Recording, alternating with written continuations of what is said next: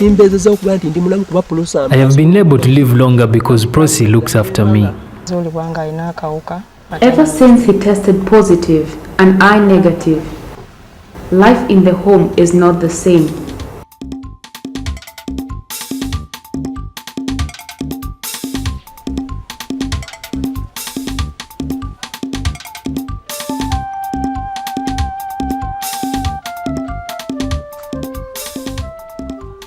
I didn't go far with my education because my uncle who was paying for my school fees died and my father could not pay my fees.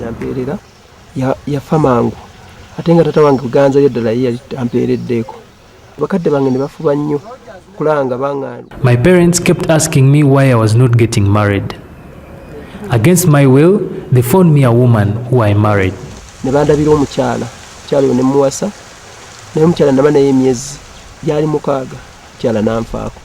We were married for 6 months, then she died. That is how I contracted HIV/AIDS. In 1993, I married Prossy.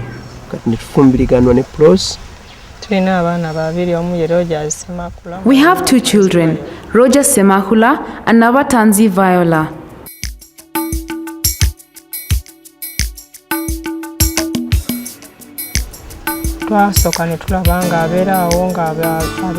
He began by falling sick all the time.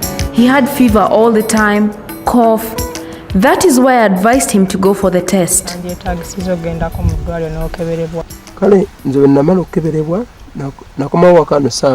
The day I went for the test, I came home at around midday. And when Prossy asked me about the results, I told her there was no problem. But at around midnight, I woke her up and revealed to her I had tested HIV positive. Prossy started crying. It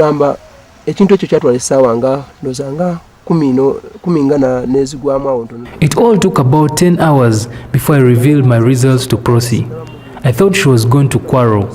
I knew she was going to say I infected her.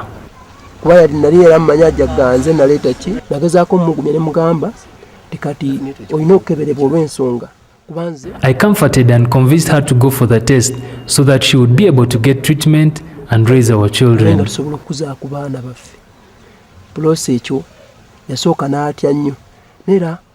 At first, we didn't believe the results, but the counselor attending to us at the time told us he too was positive and his wife negative. That reassured me, and I then knew we were not the first couple in such a situation. HIV positive nga mukyala wali negative. Kintu ekyo kyayongera nze muli okungumya ne ndowooza nti siffe tukoze eki, siffe tusoose. Prossy mu kiseera ekyo nga bamaze okumbulya nti nina akawuka. After testing positive, I immediately thought about the children. They were so young. I thought I was going to die and leave my children. I also thought I was going to have to separate from Prossy. Kati awo nekira kinnasinga okulowooza ti Prossy tugenda kwawukana ne Prossy. Oluvannyuma lw'okukeberebwa n'ensangibwa nga nze sirina. When I tested negative, at first I didn't believe the results. I thought they were lying to us, but they told us to go again and test after 3 months. Bya myezi 3. Prossy mu kiseera ekyo bwe baatugamba okuddayo. We tested in different places just to be sure. In 2001, the place where we went last was the AIDS Information Center. That is when we joined the Discordant Couples Club. Joining the Discordant Couples Club has made our life easy. I didn't know we would continue living with Prossy when we are happy.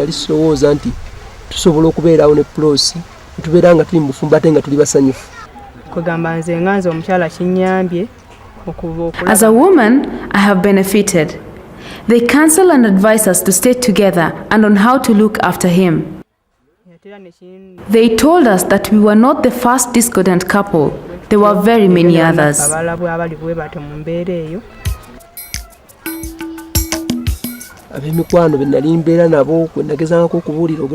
When I told my friends about my HIV status, they didn't want to associate with me anymore. My relatives didn't visit me anymore either. Before, they invited me for all the clan meetings, but later, they didn't invite me. They made the excuse that I was sick.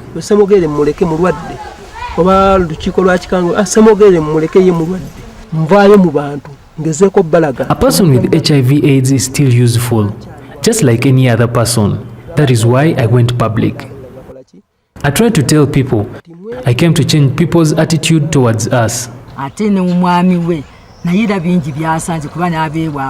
The man has gone through a lot because people have abandoned him and Prossy.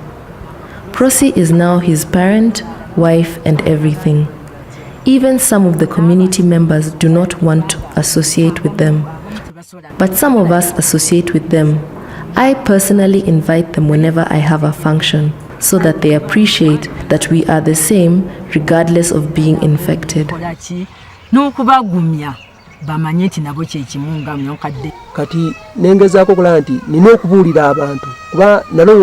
People should know that the infected can also associate with others.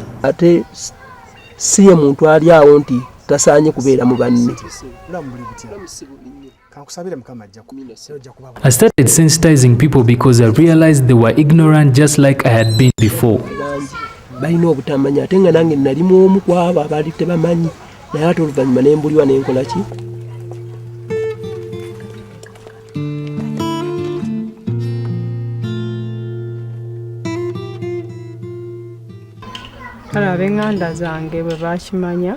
When my relatives learned that I was HIV negative and my husband positive, some of them comforted me and advised me to stay in my marriage because we have children.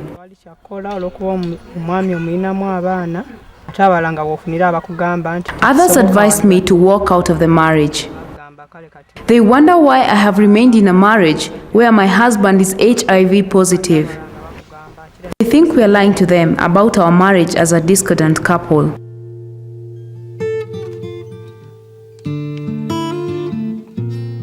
The counselors advised us to choose from two options. They said we could use condoms or we could abstain. I thought it would cause problems in our marriage, but we came to an understanding. Sex cannot sustain our marriage, but having a special love and being open with each other. That has kept our marriage together, even when we are abstaining. The kind of love where you care about each other. And our goal is to raise our children.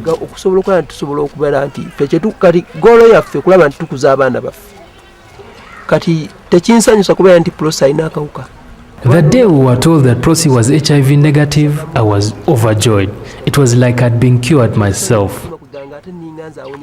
Now I know when I die, at least my children will have their mother's love, unlike any other orphans with no father and no mother. I have got many new friends since I tested positive. I have gained courage and now respect my life.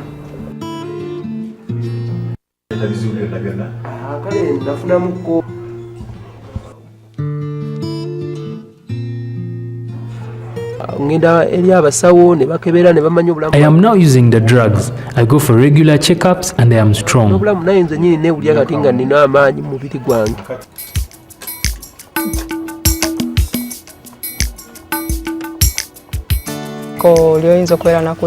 People always want to know why I'm not planning to have any more children.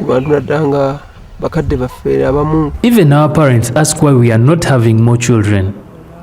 They don't understand that one of us is negative, much as we have explained it to them. We have 2 children, and we feel those are enough. I wouldn't want Prossy to get infected.